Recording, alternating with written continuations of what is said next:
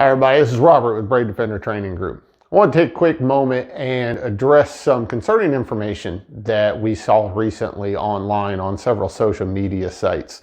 And that was a post from a fellow instructor who had referenced some statements that a student had made in a recent class.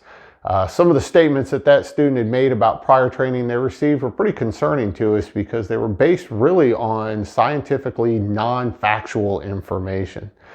Now, before we delve into that information, I want to say that this is likely not the fault of the student in question. In fact, this is probably more likely due to poor instruction. This is why it's super important that any time that you are seeking out training, you need to make sure that the instructor that you're going to get that training from is properly vetted and credentialed. You want to make sure that they're properly certified and experienced and credentialed in the topics that they are claiming to teach. You only want to receive training from an individual that is an expert in that subject matter. Now, quickly, let's address that information. Specifically, the topic in question was dealing with tourniquet application or medical care, particularly dealing with how to apply tourniquets. The student had stated that they were trained that in a tactical scenario, that tourniquets were to be applied both above and below the wound site.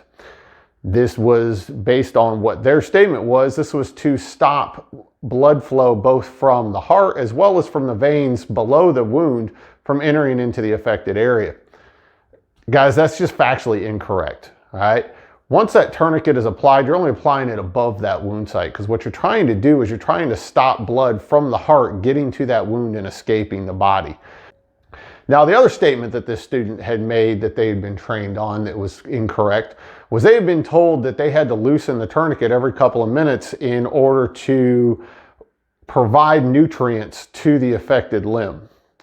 Now, this is also factually and scientifically incorrect. Once a tourniquet is applied, you never want to loosen that tourniquet.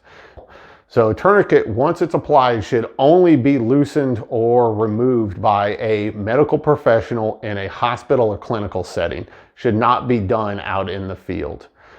Again, want to address these issues because they are very concerning, but the main point out of this is please make sure that you are only receiving training from actual subject matter experts that are trained in what they're supposed to be doing.